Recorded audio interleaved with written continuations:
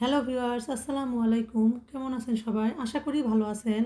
আমি আজ আপনাদের সাথে শেয়ার করব চিংড়ি মাছ ভুনা রেসিপি। তো প্রথমে একটা কড়াই আমি পরিমাণ মতো সয়াবিন তেল দিয়ে দিব। তারপর দিয়ে দিব এখানে পেঁয়াজ ও কাঁচামরিচ কুচি।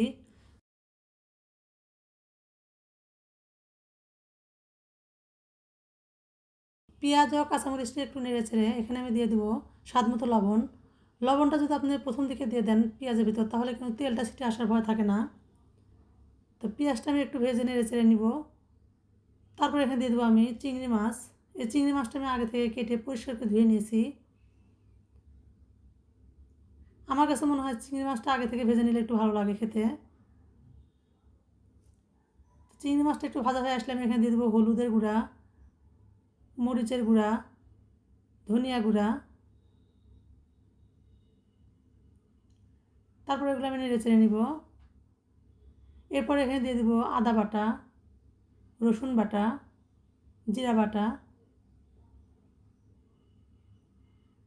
এবার মশলাগুলো একটু নেড়ে চেড়ে নিয়ে আমি এখানে অল্প করে পানি দিয়ে আমি মশলাটা কষিয়ে নিব, যাতে মশলাটা পুড়ে না যায়।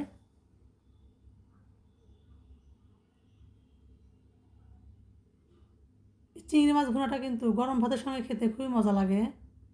এরকম একটা চিংড়ি মাছ ভুনা থাকলে কিন্তু গরম ভাতের সঙ্গে আর কিছুই লাগবে না। তো এভাবে আমি ঢাকা দিয়ে দিয়ে চিংড়ি মাছটা মশলার সঙ্গে আমি ভালোভাবে কষিয়ে নিব।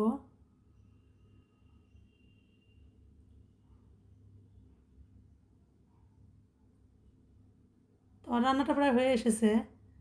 এবার আমি সব শেষে দিয়ে দেবো এখানে ধনিয়া পাতা কুচি।